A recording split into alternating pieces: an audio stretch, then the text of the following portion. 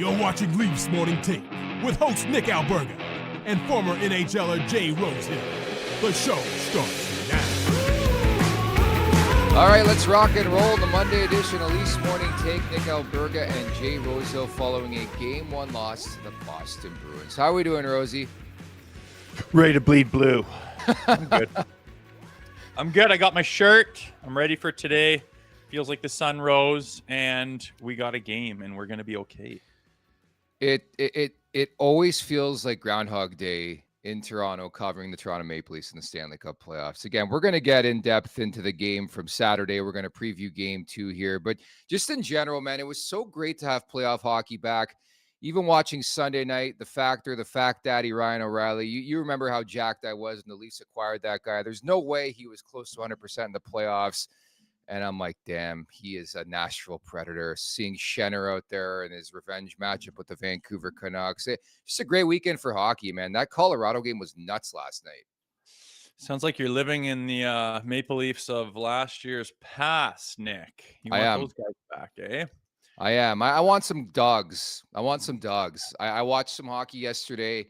I watched Colorado. There's some dogs in that team. I watched Winnipeg. There's some dogs on that team. Vancouver, some dogs on that team. Nashville, some dogs on that team. It's just crazy to me that what we've seen, 5 or 6 games so far, the home teams have won every game, and I've seen a dog on every team. And then I watched the Maple Leafs, and I'm like reminded, yeah, we're going to do this again. So. Jesus Christ, man. One game, I thought they came out pretty doggish. They started the game well. They couldn't break Swayman. Boston was very, very patient.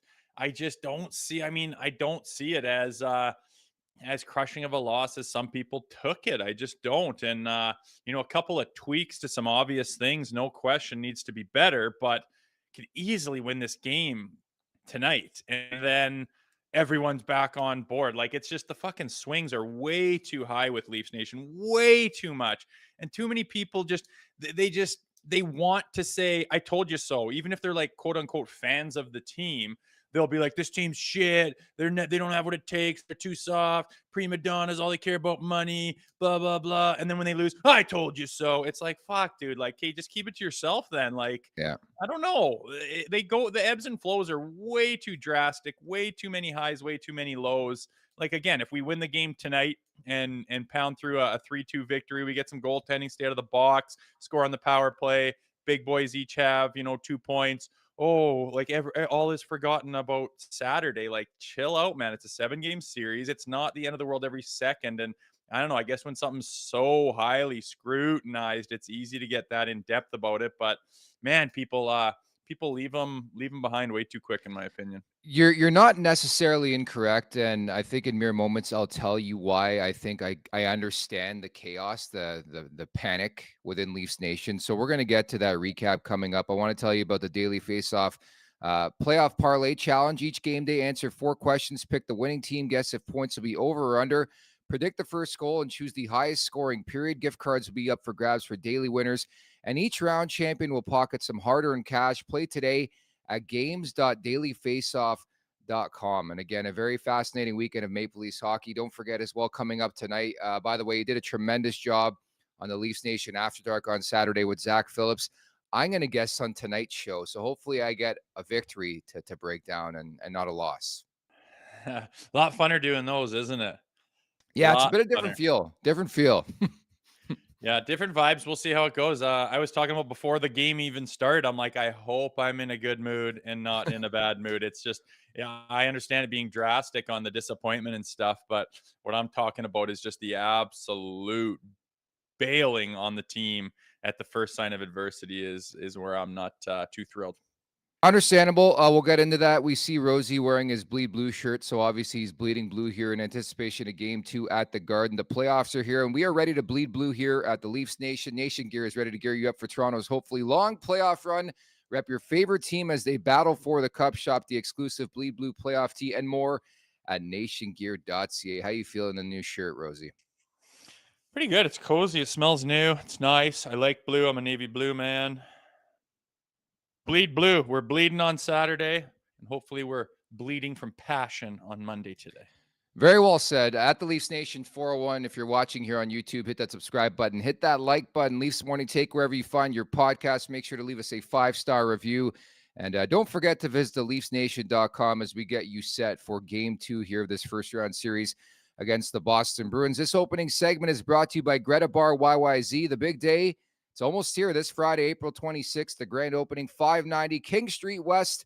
Greta Bar YYZ will act as your go-to spot for all the hockey playoffs and baseball coverage you can handle, whether you're pre-gaming, looking to watch the big game, post-gaming, or just looking to dust your friends off at some arcade games. Greta Bar YYZ will have you covered with delicious eats and thirst-quenching drinks. Go big. Go to Greta Bar YYZ.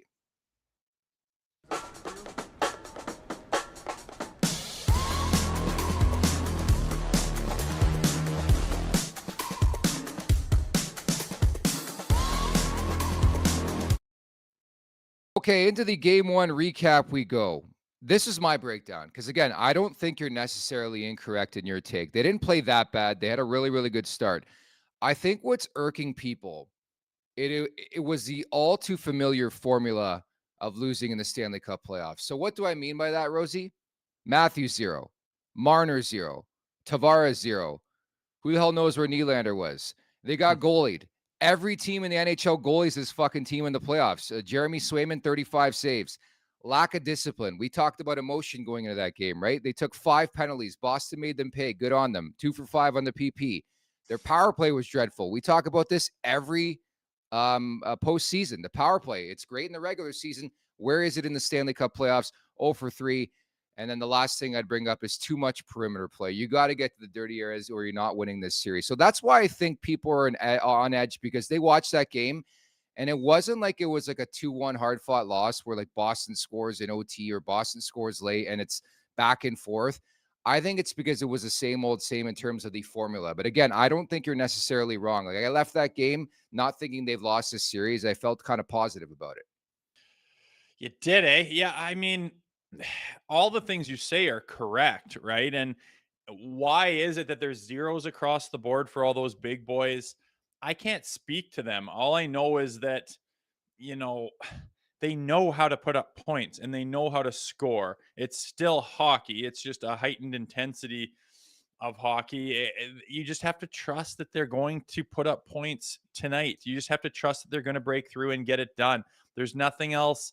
I mean, why is that anomaly? I don't know. Why have the Leafs not won since 67? I don't know. How come it's Jekyll and Hyde between the regular season and playoffs? I don't know. I can't speak to them. Obviously, something's in their head. Obviously, it's something mental. Obviously, they're gripping their sticks a little tighter and not able to do what they normally do and are capable of doing. It's up to them to overcome that mentally, get past that barrier and get the goddamn job done. And I just trust that there's no reason that they can't get it done tonight. I mean, yeah, it feels kind of curse-ish when you think about us getting goalied all the time and, you know, never just getting the breaks. I mean, they score how many on Hellebuck last night? Who would have thought that? If the Leafs were playing Hellebuck, you think they're scoring like 5-6 goals on them? Like, it's just weird. Like, nothing, we can't get any luck. There is no puck luck. Like a little bit of puck luck. You could say they hit the post a bunch of times, but I mean, to watch the beginning of that game, I was like, oh my God, we are peppering them. We are dominating them. My brother was watching going, they are taking it to them right now. I'm like, yeah, watch. They always do this. And there'll be one little breakdown and it'll be 1-0 Boston. And like literally 3 minutes later, exactly what happened. Takes the wind out of the sails. And you just got to get that first goal. You got to prevent the breakdowns. And like, there's no more, like, I'm not here to break down strategy and specifics and systems and shit like that. It's the playoffs. They already have it in place. They've had all the time in the world to figure it out. So whatever it is that works best for them, apply it. And I'm just here now to watch and see and trust and have faith that they're going to win this game in Boston. And then we're right back where we want to be, splitting in Boston, going back to Toronto. Like, that's all you can do at this point. Yeah, I mean, the margin for error is razor thin this time of year. I think you're so right. Like, I was really, really fired up. I see Domi and Marchand off the opening draw, like pretty much getting his face. Like, I'm going to be here all fucking series long. And I thought Domi was actually pretty good in game one, but it was just so Leafy to have that type of start. And then for Boston to score on the first shot, granted it was a 2-on-1. I didn't really blame that on on Samsonov. It was a tough pinch. You're trying to finish your checks. Like, they were obviously conscious of being very, very physical, but early on at least. And I think that takes away sometimes when you have this perception you have to hit everything in sight. And we talked about emotions, man. I think Boston was a bit more in check with their emotions. I think you even see with some of the penalties, like discipline's another big story for me, is like the Leafs looked on edge a bit. But again, it's the playoffs. Everybody's jacked up. The refs are jacked up. The fans are fired up. The coaches, the players. And to your point, I mean, they leave tonight and they walk away with the victory. It's 1-1, and it's like a moot point looking back at game one, right? I think the recent history tells us the Leafs in the Auston Matthews era do not do typically well in game one. So I can give them that. If they walk away with the win, then I think you're back on even ground here. Yeah, if they do, and they can, and that's what they're going to try to do. So, yeah, agreed. I mean, with Domi and that kind of thing, I thought, I was just like, Jesus, like, I understand sending him a message and stuff, but I mean, after a huge cross check on the arm that you could tell like hurt him, and then a huge like big slash, it's like, whoa, like you're just begging for one. Yeah. I do like the intensity. I would rather pull back on the reins than have to crack the whip. Trust me.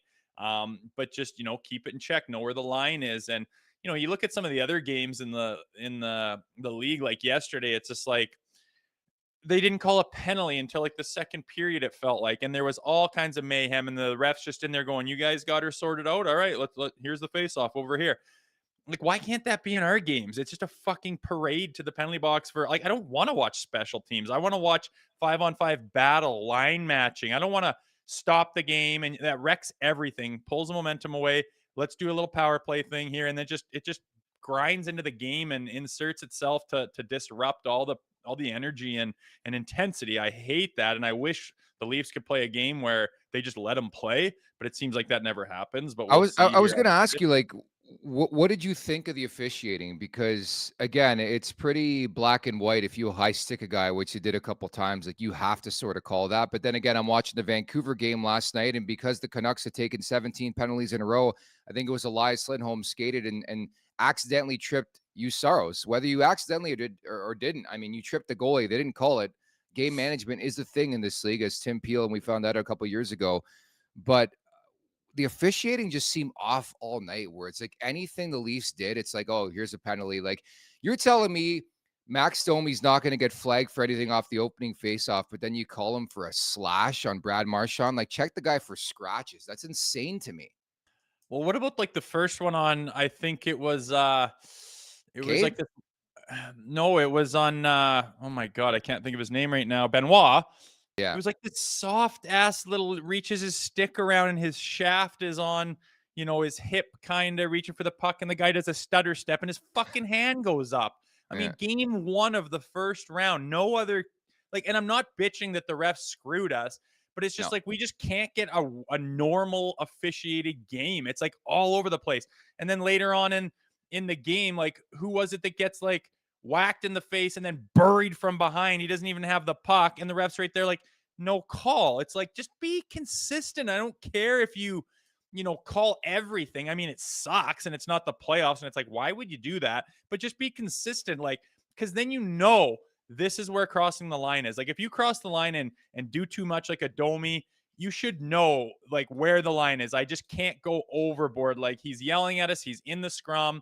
It's all settled down. Everyone's kind of got their man. Both guys have got their shots in. It's settling down. And then you just kind of give a shot to the face. You're going to the penalty box. You know it. All my emotions got the best of me. I wasn't thinking. I lost my cool for a second. I took a penalty.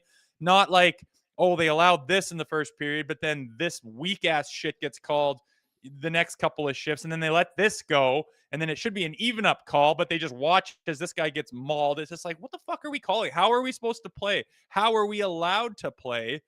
I mean, I just hate when it's just not clear. It's not black and white, and it's not consistent. It drives me insane. Again, I just want to see consistency across the board. I'm very, very curious. And I wonder if Sheldon Keefe bit his tongue after the game. I don't know if you saw his comments about Domi slash. Like, no coach would ever back up and say, you just can't do that. It's the Stanley Cup playoffs. Okay, are we going to play Stanley Cup playoff hockey? Or are we going to play hockey that you see in the preseason where you're calling everything? It's like, pick a side. Again, I watched what some of the Boston Bruins got away with, and then you watch some of what the Maple Leafs got penalties for. It's like, what are we doing here? But again, you're right. That's not an excuse. We're not labeling it as an excuse. The Leafs lose the game either way. Discipline was certainly a story. Some things you just can't do. The blatant high sticks like Bertuzzi, Matthews, just some really, really bad penalties. And it's like the customary squeeze the stick in the Stanley Cup playoffs. Like even Auston Matthews, like I noticed him, but like I didn't notice him as much as I did say in the regular season. Mitch Marner had a couple of dashes. I didn't think John Tavares was particularly great. In fact, I thought pound for pound, the fourth line was the best line for the Leafs in that game, which tells you something. David Kampf scores the lone goal. I know they surrendered the first goal of the game, but all in all, I think all three guys played their job to a T. Ryan Reeves was noticeable again, and he wasn't a detriment to the roster again, which was great to see. Yeah, and I mean that's a good sign to a degree that the fourth line can be effective. I mean, that's a good piece of the puzzle, but that's assuming that your top couple lines are actually doing something. If they're overshadowing that, it's not acceptable whatsoever, especially when you're a team that's, Dubas built this thing to be heavily reliant on those star players. So, I mean, it's very black and white. You have a whole bunch of eggs in your star player basket. And if your stars don't play in the playoffs, like it just speaks for itself. That being said, there's no reason that they shouldn't be able to perform. I'm not expecting them to do that again. Why would I? I mean, I know people get tired of the trends and it's something that happens, but the more you pile on and bail on them, the more difficult it becomes to perform. It's got to be a mental thing. So try to get behind them and support them. Look at Winnipeg last night. Like, my God, the support they must feel behind that. They're just loving it, pointing at their fans going, let's go. And then with the Leafs, it feels like they have to battle against their fans all the time. It feels like they have to, it feels like they have two opponents out there. And it drives me insane because and I get it just like what comes first, the chicken or the egg? Like, do you want to pull out of this? Do you want to have success? Do you want to break out of this playoff misfortune that's been around for so long? Well, then fucking support them. Like, be positive and support the team as they will. What would you think if the team kept coming onto the microphone after the game going, well, it's bullshit. Like, well, we're just not going to get it done. We're not built for the playoffs. Like, fuck, what are you talking about? You support it. Be positive. Trust in what you do have. Focus on the positives. Think you can get it done. But yeah, I mean, it just comes down to the big boys getting it done. Auston Matthews, well, I noticed him, agreed. There was maybe 2 or 3 spots there where I'm like, he normally would have just fucking buried that, like with ease. At the end of the year there, when he's scoring at will, he just gets a loose puck, loads it up, and just throws it right where the goal is and just points at the guy. Like, so easy, very easy. And then there's these times like he had that one on his backhand. You think he would have held onto it for a second and pulled it to the side and buried it, and he just kind of shoveled it in kind of towards his glove or chest. I was like, fuck, Auston, like, bury that. That's what you do. So I think they're gripping their sticks a little bit. Game one's done. What happened is what happened. They realize that, you would think, and you'd think they'd make some changes. I'm really excited to see what they come out with tonight. Like, how is it going to be different? Like, is Mitch Marner going to be even noticeable? Like, he has to be noticeable. Like, if you don't like the media kind of piling onto you, if you don't like having to answer the questions, if you're like bored of like not, I don't know, like, his like animosity towards everybody in Toronto and like not wanting to, like feeling like everyone's piling on him. Well, here's your chance, man. You're really good at hockey. You have been your whole life. Go fucking take over a game and do something big that is a huge contributing factor to the win. Like, it's your time. Go. Here you go. Be fucking ready. I'm waiting, and I think they can get it done. I'm expecting them to do a lot more tonight. The other big story for me in game one, and again, you can use it on both sides of the ledger, but it wasn't really about the star players, right? Like, you look at Boston, I thought the Maple Leafs did a really good job with David Pastrnak and Brad Marchand, and it really wasn't the top 6 who beat them. It was the bottom 6. Like, I thought Patrick Maroon had his way with the Leafs. And again, we've seen that before, but like, I think they really imposed their will physically, did that fourth line. So did Toronto's, the bottom 6. I mean, Johnny Beecher scores that big goal. Like, that was a big story for me. It just, again, individual guys knowing their individual roles with a roster, where the Leafs, I think, just look like more of like player for player, if that makes sense, where Boston looked like a cohesive unit. And it came down again to turnovers, defensive breakdowns. Like, this is not new stuff, new territory for us. Like, this has been a story for this team all season long. Puck management, Rosie, so big in the Stanley Cup playoffs. And I thought when you look at those two sides, Boston definitively better with the puck on Saturday. and surprise, surprise, they win the game. Yeah, they looked a little, they just kind of, you didn't really notice it first line, third line, fourth line. It was just like the Bruins coming at it kind of wave on wave, being solid, being patient. That's what I noticed. Like, it's just they're really good at playing their opponent, because if this was a couple years ago and we have like the softest team in the world who thinks we're going to go do well in the playoffs, they come out and run them through the freaking rink and say bye-bye. Like, you have no pushback. You have nothing. You are all going to cower and go into your shell. So they just come out and just drop the hammer. That's what they do. This year, they've beefed it up. They know Domi's going to. So what does Marchand do? Just completely ignores it, does not play that style. Those jerseys just came out one after another after a line. They were patient, even though, and weathered the storm, really. I mean, the Leafs came at them with a big old storm, and Swayman held them in, and they were patient, and then boom, they got the first goal. And, again, they could have easily tied that up 1-1, and then boom, they get that second goal, and it just wouldn't stop, right? And I understand the breakdowns and whatnot, but they just played a really poised and patient game, and it paid off for them. So adjustments will have to be made, but again, if you get like Nylander's going to play tonight, Matthews, Marner, Johnny T, all the supporting cast, the Bertuzzis, the Domis, you get them playing a little bit and you get that one save that you need, you can win this hockey game easily. That's the same story for every team in the playoffs. That's what you have to do. So it's time for them to do it here tonight. And I'm betting on them. I believe that they will. Simple ingredients for success. I tend to agree with you here in the Stanley Cup playoffs. We got some big news, so let's get into segment 2 of the show. Again, if you're just tuning in, please hit that subscribe button, hit that like button at the Leafs Nation 401. This segment is brought to you by Charm Diamond Centers. Get custom ring building delivered in less than 4 weeks with the Charm Masterpiece Program and an unbeatable pricing policy. For more information, go to charmdiamondcenters.com. The big news, William Nylander is on the ice for the morning skate, Rosie. Surprise, surprise. Like, why does it have to be the Leafs that have this drama? Like, why does it have to be William Nylander that has this huge, mysterious, question mark about what's going on? No one will tell. Everyone's trying to find out. They're so tight-lipped about it. Keeps being weird, especially when he hasn't even missed a game since 2016. He kind of dog-fucked it down the stretch, and all these theories are flying. Like, why does it have to be the Leafs? Like, why can't, the New York Rangers have some background freaking story and some drama? It's got to be the Leafs. Like, it blows my mind. The only thing that makes sense to me, again, is that he woke up and had the flu. It has been rampant through this Leafs roster for like the entire season.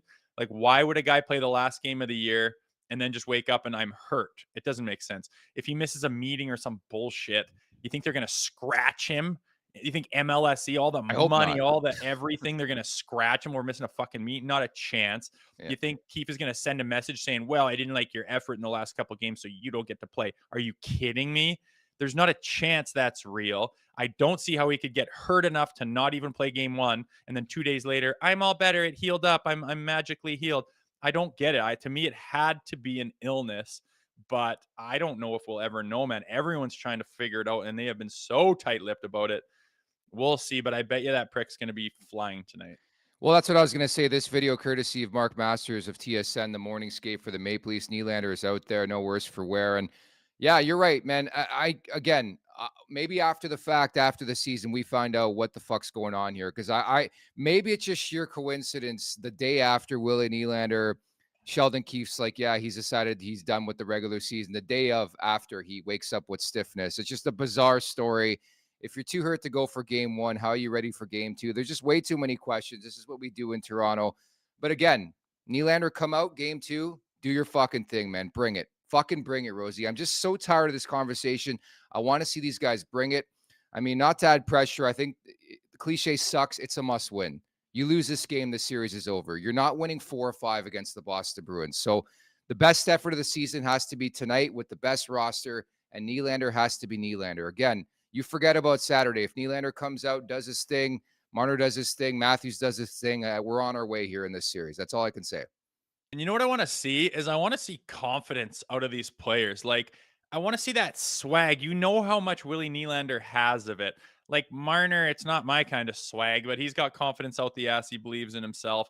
Matthews, I just don't worry about Matthews. I just think he can do his thing. But like, have confidence out there. Like, will he go out there and just be like, just look at their bench and be like, fuck you? Like, it always seems like we're, unsure and nervous and whatnot. It just doesn't exude confidence. And the body language and the facial expressions, I always look at, and you can tell, where they're at. It's visual. You can see it. And I want to see tonight them just having swagger and confidence and like believe in yourself and know you're going to win and like channel that, man. Be confident. Like you say, Willie's going to go out there and just be like, yes, guy, go out there and just be a fucking maniac. Just be a menace and have Yeah. every guy behind you doing the same thing. Every one of you wanting to lead the charge. Every one of you thinking you're going to put the team on your back and take them to the promised land. If every one of those guys is doing that, all the guys that don't have that are going to follow suit. It's going to reverberate through the whole lineup, and you are going to have that first, second, third, fourth line all buzzing, and you're overwhelmed, the Boston Bruins, and you get a win, and you get on the jet, and you get fucking home with a split. Like, that's the formula. That's easy to do. They can do it. Now fucking do it. Be the man. Be the man. I mean, that's the biggest piece I can take from today's show and recapping game one is just be the man. Because again, like you have to give credit where it's due. Like that's the one thing that drives me nuts about the Boston Bruins, man. They're just so confident. Nothing gets to that team. Brad Marchand does not get phased. Charlie McAvoy, like these guys have so much confidence in the world. We talked about this going into this series, how Bruins media, heck, almost their players, like fucking Pat Maroon's doing an interview on the McAfee show on Friday. Like, do you think he's worried about this series or game one? Like, I'd love the Leafs to get to that level where it's like, we're so confident. We know we're going to win. It's like, they're always so timid and it scares me. I know what you mean. That's kind of what I'm Yeah. talking about, the body language and facial expressions. Like if the Bruins have a bad start and they go down one rip and it's kind of an ugly start, you see the next line get up to the faceoff dot and they're like, all right, we know what to fucking do here. Time to turn this chip around. And that's just the look and that's just the way they operate. The Leafs aren't really that way, and I understand why. They just haven't had the success to fall back on to prop up their confidence. But I mean, everyone's got to start somewhere. This is the group. You guys say you believe in yourselves. You've played good hockey. You have beat every team in the league. You can beat any team in the league. Obviously, this one goddamn team we're facing in the playoffs is the one that's kind of had our number. Surprise, surprise, just to sprinkle that on the Leafs narrative as usual. But you got to get over the hump, and tonight's a good time to do it. Like you say, it's as much of a must-win as you could have game two of a playoff series. This game preview is brought to you by Douglas, named Canada's best mattress on Canadian living. Douglas is loved by more than 200,000 Canadians, and they're backed by over 10,000 five-star reviews. Every mattress order comes with a free comfort sleep bundle, 2 memory foam pillows with pillow protectors, 1 luxurious cotton sheet set, and 1 mattress protector. Order today at douglas.ca/LMT. That's douglas.ca/LMT. Pick apart the numbers you want from game one, but Toronto 2-7 all time in game one. So onwards, we move to game two. The Leafs have allowed 5+ goals in 5 straight games. I know a lot of you in the chat are asking for our thoughts on Samsonov. We're going to get to those. Don't worry. And the Leafs have scored 2 goals or less in 8 straight playoff games. There's a lot of demons there, man. But I think the one thing I picked up from what you just said, simplify the fucking game. The power play. Like none of this, like, again, we talk about this ad nauseum. That stuff works in the regular season. I think my biggest takeaway from the first couple of days of playoff action, Rosie, way different hockey, right? Than we even saw a week ago. It is. It's more grind. It's more intensity. It's more crash the net hockey. It's more, every single shift you have to match the end. It's fucking exhausting. It's tiring. It's intimidating. Like you gotta be the one providing that, not letting that overcome you. You got to use it to your advantage, not let it take you over and lose the game. So they got to reach down and find their balls and find this. And I'm reading right now that Willie's not even in the line rushes, and it looks like the same lines as Saturday. That's interesting as hell. Why wouldn't he be jumping on a line if he was playing, unless they're dicking around? And I still don't buy that. But how about that news? Are you getting that right now? Yeah, seeing it in the chat. It seems like the same lines, but again, I don't put any stock. This is what Sheldon Keefe does. This is what every coach does. For some reason, they think like Boston isn't in the ideology that they were going to game plan anyways for Nylander at some point in this series. I don't understand it. My interpretation, this is purely speculation. If Nylander's on the ice for the morning skate, how does he not play? How does he not play? I don't know. And if he's going to jump on, why wouldn't he jump on with his line and get some touches? Yeah. So many more weird leafy question marks. I know. Every year, dude, it's like, why? Why can't they just get in the playoffs, win the first round in 5 games, get to round 2, and let's fucking go wild. Let's bleed the fucking blue, but we can't do that any year. So why can't we be a normal team? it's an honest question. Like, man, it's like, we were together on Saturday. We did the pregame. We were so juiced up. We're fired up. We're jacked up. It took 7 minutes into that game. We're like, some doubt seeps in, right? You have that crazy start. It's like Beecher comes back. He scores in the first goal. I feel like Samsonov's fucking taking swimming lessons again. It's like the same shit. It took 38 minutes. We're talking about Joseph Woll. Like, it feels like every Leafs playoff game, there's like specific points you have to hit when discussing it. And I feel like we have to hit those every game the Leafs play in the playoffs. It's crazy. I know. Yeah, there's definitely a theme, and it's kind of the same guys in the same positions. And it's weird. Like Kalle Yarncroke, like I like him. He's reliable. He's solid. But like, how is he on the first PP? He hasn't played since like months. Yeah. Like how? Like with McMahon and everything that's been going well, how do you just put your faith in him? You have no idea where he's at. You have no idea if he has it or not. And you're going to find that out by plunking him on the first unit in game 1 against Boston, the playoffs, when he hasn't, when you have other guys and they have a body of work coming into it that you can rely on. Like, why Yarncroke? Like, I know he's reliable and he's kind of got a veteran presence and he's kind of but like, it's just like too much. It's nice to see TJ Brody's back. And I thought if we don't win this game, he's going to yank that first line apart and he's going to insert TJ Brody back and say, that'll fix it. And it's not going to be good. So it's good not to see that. But a lot of question marks. Again, it's hard to dissect when you don't have all the information. But I'm looking forward for puck drop to see if we got any clarity on what's going on with these lines. And I'm hoping to see the full team, the full roster, and, have a different result tonight. Our guy in the chat, Patrick G. Mafia, saw Rosie on CP24 today. Are you leaving us, or? They said I was gonna like be a phone call like it was the first time, so I'm like, I'll just stay in bed for this one. It was like 7 a.m. and they're like, I don't see you on your monitor. I'm like, fucking throw the covers off, run downstairs, turn on all these lights and shit. I'm like, God damn, I'm all sweaty for the interview.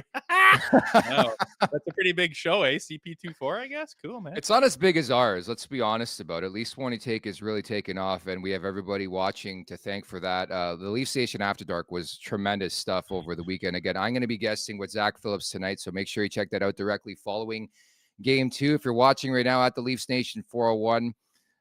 But yeah, like the goaltending again, like I just wanted to get by a game 1 in a series where it's like I'm not thinking about Samsonov. But Rosie, I won't lie. There was I think it was in the second period, chat, and correct me if I'm wrong, maybe it was the first, where Boston had the puck and there was like a pass that went over in the slot. And like I can see in the periphery like Samsonov, and I don't know what he was doing, like a breaststroke or something, but like he overreacted, and it brought back memories of like December and why they sent this guy to the American Hockey League. And it scares me a bit. I won't lie. Oof. Yeah, when he starts struggling, he starts sliding around a lot, right? Yeah. Sliding around, desperately hoping to get into position. And as soon as you do that, you're completely out of position for the next one, and it's scrambly, and it looks like he's swimming. Yeah. I don't think that he played terrible, but honestly, like multiple. Yeah, but Rosie, let me interject. You need a save. Like my big lasting memory of Saturday night's game, it happened like 5 minutes in. Do you remember the pad stop Swayman made on Nick Robertson? Yeah.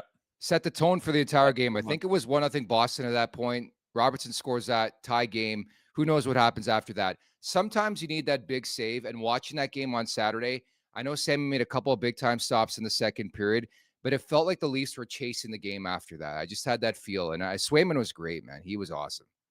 I know. And imagine, and like, so think of that first goal. Like if he's just, it wasn't like it's not like Sammy had no chance on it or anything. Like if he's a big blocking goalie coming out for that 2-on-1, it's the dish. You get over there, gets a piece of your arm and goes wide.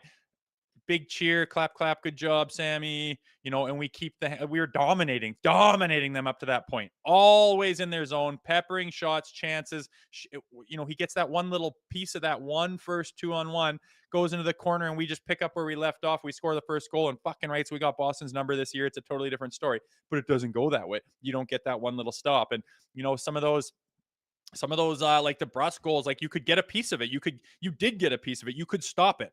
Like that's what you need. And it's not saying you're terrible or you made us lose, but you didn't help us win by any stretch. And you look at Swayman over there, it's like, God, are we going to crack this guy or what? Again, getting goalied. And then does that make Auston grip his stick a little bit more? I don't know, but it certainly doesn't help. And, there's talk about Allmark going in for Swayman. Can you imagine the Leafs having, Swayman and Allmark sitting in the bench, and Swayman puts up that performance in game 1, and then they pull him for Allmark? It's like, well, they're both so fucking good. I mean, we just want to like spread it around. Dude, how nice they're would that be? legitimately talking in Boston today where they're like, we could play either guy. We know Swayman shut them down Saturday, but maybe we go with the guy who won the Vezina Trophy last year. Like, I don't get the feel with the Leafs either, specifically the way Woll ended the season or the way Samsonov has played as of late. Like, I'm not oozing confidence with the crease right now. Like, I don't think it's a big story, but it's becoming a big story in a hurry. Okay, so who do you go with tonight? Matt Murray. But that's the question. Like, how big is that leash? I think it's going to be Samsonov. I'm not sure. By the way, producer Vic telling us that Bertuzzi, I think, is going to be on PP1 tonight. So a subtle change there as opposed to Yarncroke. Maybe that's a big story. Maybe it is. And again, remains to be seen if Nylander does in fact play. But how big is that leash? Like, I mean, if they lose this game, you go to Woll, right? Okay, personally, I don't think it's a leash. Like, you're done. I don't think it's that. Should be. You switch hit these goalies. They have been, there's been no number one. You look at Boston, the way they're playing, and they could switch hit their goalies, and it's not like you're fucking done, Swayman, you're done, Allmark. It's like, no, we're kind of going back and forth. Even after wins, they go back and forth. You could go back and forth on these guys. You could say, hey, Sammy, we're trying something different. We're going to go to Woll here. Be ready, because very likely you could be in game 3. Like, just, it's not like you're getting yanked or you weren't good enough. It's just, we're going to try Woll now. Because I think someone said it on a panel, like if you go to Woll again and lose, to Sammy again and lose, and then you got to go to Woll back home at home with it being like, now you have to save the season. You have to win, That's not really fair. So I think, like, why not? You saw what Sammy has. I expect more of Sammy the same. I expect him to be okay. I don't think he's got his game. I don't think he's lost his game, but I think you're trying to find that goalie that can come out and be like, oh my God, he was a main piece of winning this game. Like, he had 4 huge stops, kept us in the game. Everyone's tapping him after. He gets one of the stars. He's doing all the interviews. He's feeling huge. He's feeling big. He's got his confidence. You're looking for that in a goalie in the playoffs. Sammy didn't have it game 1. See if you can get Woolsey to have it game 2. And then it's not so much pressure for the goalie in game 3, no matter what happens. I would honestly go to Woll. Tonight? Yes. I wouldn't disagree with that decision. You have to find a way to zap the momentum of the Boston Bruins. And I think they're going to go to Samsonov. That's just my speculation, but I think there's the bigger upside with Woll, and there's always that feeling where he can go on a crazy run. I never really have that feeling with Samsonov. Like, I always feel like we're just waiting for it to crumble, sadly. I know what you mean. I was thinking the other night, like Woll is, he's very young. He's got tons and tons of potential. Yeah. And if he was in any other organization, he would probably just, get his reps and grow into a Shesterkin or, Ottinger or one of these guys. He's that caliber. Mm-hmm. But like, are we going to ruin him? Are we going to expect him to be the savior right away? And then if he goes in and they don't win this series, is everyone going to say, Woll's not the guy, Woll doesn't have it, like, just destroy another fucking goalie that comes up the ranks with tons of potential in Toronto? Like, are you going to do that again, Leafs Nation? Like, it seems like it's setting up for it. But I mean, The kid's got potential. He can be good. I think we should play him without the expectations of him being the savior, but give him the opportunity to step up and take a huge step in his career and in his future with the Maple Leafs. I think it could happen tonight by stealing a win tonight and being big. Like, he's got confidence. He's really good. He's got the pedigree. Potential's there. Let him see if he can grab a win and take that big step towards the next phase of his career as the goaltender of the Toronto Maple Leafs. I think you give it to him, and it's not all the pressure of the world on his shoulders. Just, hey, we're switch hitting you guys. We told you there was no guaranteed number one. We're going to try this tonight. You know what scares me is people are already talking about putting Marner and Matthews back together. You don't understand about that. If you're Mitch Marner or you're Auston Matthews for that matter, you're that great, you're that good, you get paid that much money that you shouldn't be reliant on these guys. Like, if Mitch Marner can get cooking with somebody other than Auston Matthews, then why are you getting ready to back up the Brinks truck for this guy this summer, right? Like, again, Yeah. it's pretty simple, and people who watch this show and listen to this podcast feel like we hammer Mitch Marner a bit too much. But if you want that ticket, go out and prove it. If Mitch Marner has the postseason of his life, sure, pay the guy. I don't think he has proven in the Stanley Cup playoffs, but to that point, nobody has proven in the Stanley Cup playoffs. They're able to do it when it matters most, right? I think there's been some inconsistencies there with the big guys, and hopefully Nylander back. He's probably been the best of the guys in the postseason, I think. Yeah, no question about it, man. I mean, you look at the other guys, what happens with like Kunitz and James Neal and Patty Maroon, and you're playing with these superstars and they make you better. Those superstars Yeah. aren't asking to play with another best player in the world in order for them to perform. They are the one who elevates everyone else. Driving the line. And like Marner, you need to do that. And Yeah. you got to make the other guys around you better. You can't be bad because you don't have the best beside you. That's what the fucking Pigeons do. You're a superstar. You're supposed to be the guy that drives it home. So start doing it. And then, whether he plays with Matthews or not is kind of irrelevant. You're just supposed to be the superstar, and everyone around you is supposed to be better. And if they decide to put two of them together, then you're supposed to have this big explosive line. Fine. But don't bitch that you can't perform if you're not playing with Auston Matthews. That is not a superstar at any level, and he needs to know that. He needs to be better, and he needs to perform tonight. He was kind of a ghost in game one. Like, I'm going to watch intently on him tonight, because sometimes I get watching, I'm like, fuck, I haven't even thought about Mitch in like a whole period. I know. Because he's just not doing anything, obviously. Yeah, So but we've talked about this so many times, and maybe correct me if I'm wrong. Outside of that couple shifts, like Nick Robertson, like those type of games for skilled players, like you're just not going to notice them as frequently. Like I did not like that third line, whatever you want to call them, with like Holmberg and Robertson. Like it's just not a good style and not a good brand. And again, you can have that debate until you're blue in the face about analytics compared to like playoff hockey. There's a reason why you notice that fourth line way more than that third line. They have all the skill in the world. They got guys that can score goals, but can they go through the thick of things in the Stanley Cup playoffs? Well, I mean, you know the answer. Yeah, and I think with skill players, like some certain types of skill players, they want the game to come to them. They want the plays and the opportunities to come to them.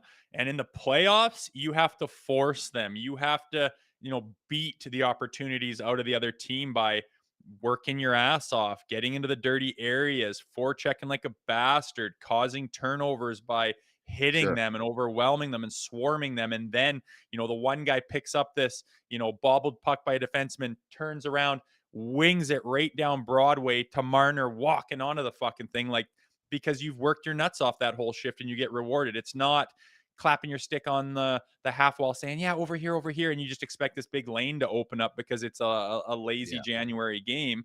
That's not going to happen, and nothing's going to be given to you. You have to go force everything. And I mean, these guys have played hockey their whole lives. They know that to a certain degree.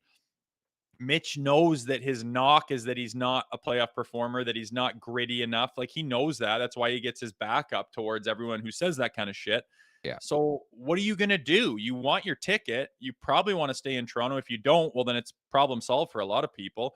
But you have to do something here in the playoffs. Like, how can he stand with his head held high if he shits the bed this playoffs again? If he does nothing, if he goes goose eggs across the board every game, how are we supposed to take you, dude? Like, you're not a superstar. Like look at every superstar we've ever talked about in the last 10 years. What is like a huge piece of their puzzle? Like you talk about the regular season, that's great, but you talk about their playoff performances and what they've accomplished and how they've elevated their game and like taken their team to new heights because of their playoff performances. Mitch isn't even close to there. I'm not saying he can't, but you better be ready to fucking go through a wall tonight, Mitchy boy.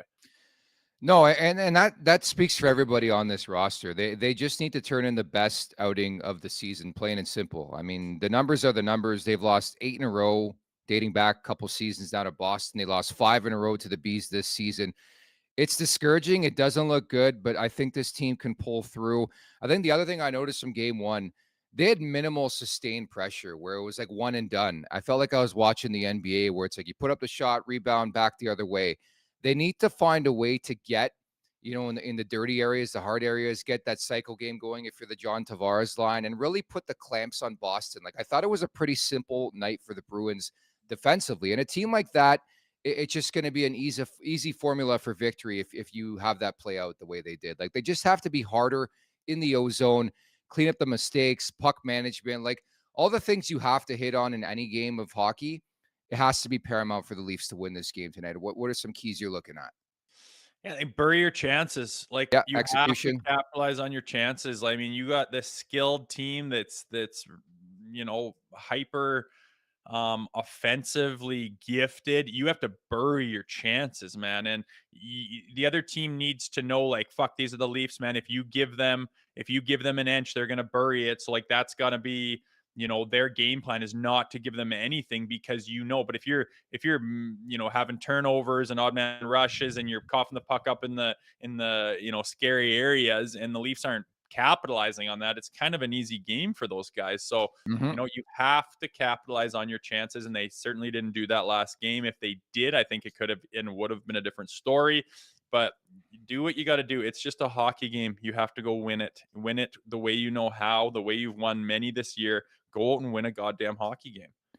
It's time for the last call, brought to you by Bet365. Download the app or visit bet365.ca for the latest odds and find out why it's never ordinary at Bet365. It's pretty amazing how you break it down. It should be a simple formula to winning a hockey game, and you just got to go into Boston. The Leafs are the underdog, courtesy Bet365. I get that. You just got to go in there and win a hockey game. What are some things you're looking at? For me, if Nylander plays, I like the anytime goal. I would play the shot prop. I would play the Matthews shot prop. They just have to find a way to put the puck on net, simplify the game, plain and simple. Yeah, Matthews shot prop. What are they? Money line 120. I'm jumping on that. Maple Leafs going to win this game plus 120. I'm liking that. Matthews shot prop. You think he's going to? I would think a Marner assist would be. That's minus 230 though. I mean, from where he is and what he showed last game, minus 230 on getting an apple. Like Jesus, the market knows. The market's not thrilled, but I don't know, man. To me, I'm simplified right now in my mind. Leafs have to win a hockey game. If they do, it's a successful start to the series, regardless of all the panic and fucking bailing on the ship that has been happening around the people that follow this team.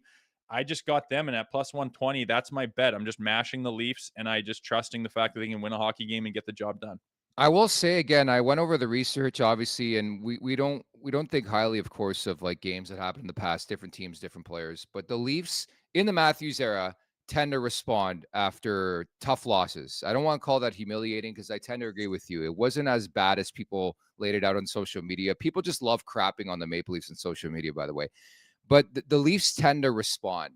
So that's the buzzword I would use tonight is a response. Like have a good start, score that first goal of the game. Make Boston chase. The Leafs have yet to lead the Boston Bruins in a game through 5 outings this season. Insane. I know. I saw that. It's a terrible stat. I mean, it's not like, between the Panthers or the Bruins are your, out of all the teams in the whole Western Conference, the two that you'd least want to face for this group is the two that we will and we're going to face in round 1 and 2. It's just, again, so Leafy, but you have to get that out of your head. You can't be a mental midget. You got to overcome adversity. Like it is not easy for a reason, and break through, man. Like there's nothing else to do. Like you just have to break through and get the job done. there's two options. There's two outcomes. You're either going to lose the game and go down 2-0, or you're going to win a game and tie it up. So like it's up to them. It's not decided yet. Nobody knows what's going to happen. It's up for grabs. Go out and take it, boys. Like, just have enough. Enough's enough. Every one of you guys, like I said, be the leader. And if you got 3, 4, 5 leaders out there leading the charge, holy shit, you're going to come at them wave on wave and overwhelm them and win the game. So fucking do it. So this time of year, you hear, crowds and fan bases and buildings are rocking. I did mention on the Leafs Nation After Dark, I'm going to Game 3, my first game of the season. Can't wait for that. Can't wait to see the enthusiasm, the crowd.